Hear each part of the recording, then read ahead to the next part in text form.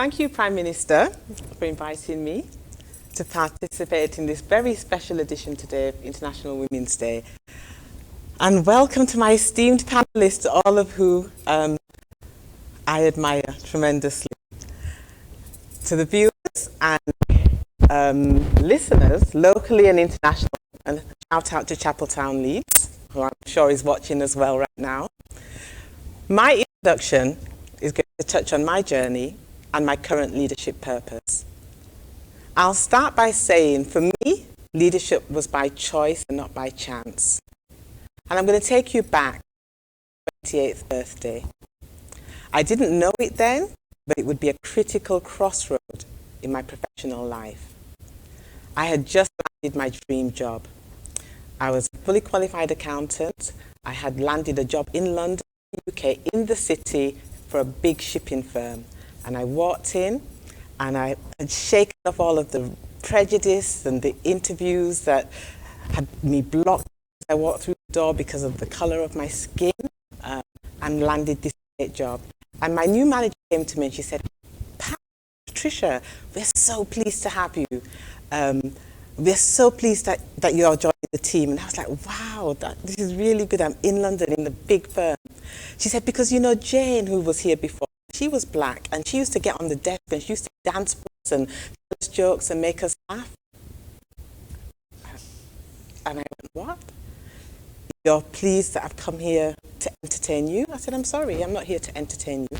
I'm here to take on a role in the organisation that's a valuable role. I went home that night, it was my 28th birthday, and one of my friends who wasn't working at the time decided that he couldn't really afford to buy me a present, but he would make me a wall hanging, a picture frame to hang on the wall. And in it, he cut out a picture of Rosa Parks right on the front, at the top, sitting in the back of the bus.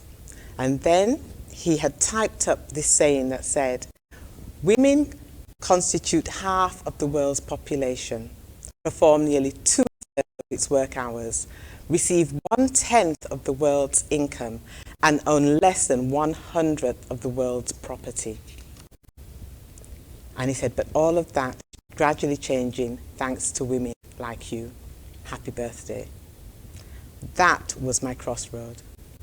From that day forward, I chose not to be a token, not to be thought of any less or inferior to anybody else. I chose to progress on my own merits, to be the best in my profession, to support others, to achieve their full potential, and not to step on or pull others down for me to look good.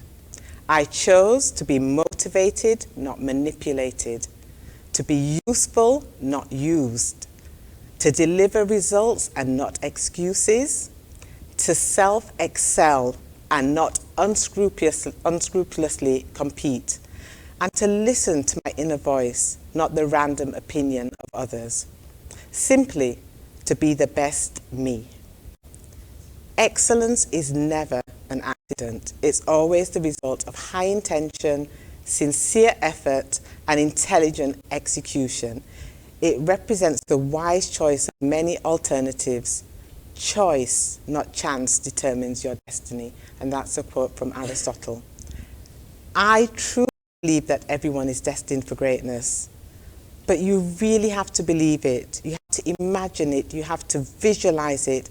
And you have to work at it. You know, I do not believe that you should just be entitled because of your background, because of who you know, because of your tenure. You need to earn it.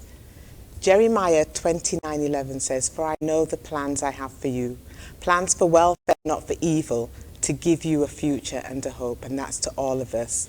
Your purpose is your purpose. Your purpose could be a great teacher, a mother, a coach, a world champion, a cook, a hairstylist, a barber, a seamstress, a model, a pastor, a CEO, a prime minister. Whatever it is, do it with passion, do it with excellence. My leadership purpose at this season in my life is to use my experience, skills and passion to support the digital transformation of our great federation.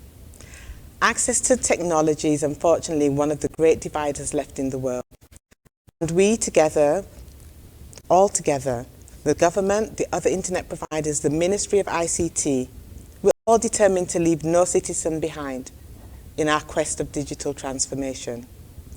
I will use my position and my influence to provide affordable, available, accessible internet to every resident and citizen of St Kitts. It's not an easy journey, but these things rarely are. The pandemic has triggered a seismic increase on internet reliability and customer expectations. To remain relevant, we have to make significant investment in our infrastructure, our people, our service and our systems. But I've started, and we as a federation have started, and the destination is in sight. And the truth is that while talent may be evenly distributed, sadly, opportunity is not. And we want to provide digital opportunities to the ordinary man, to the young, to the unemployed, to the single parent. We want to enrich lives through enabling access to technology and see our talent build products that can leapfrog existing goods and services and build the next revolutionary software. We have the talent, we just have to nurture and enable it. So digitalization is my leadership passion right now.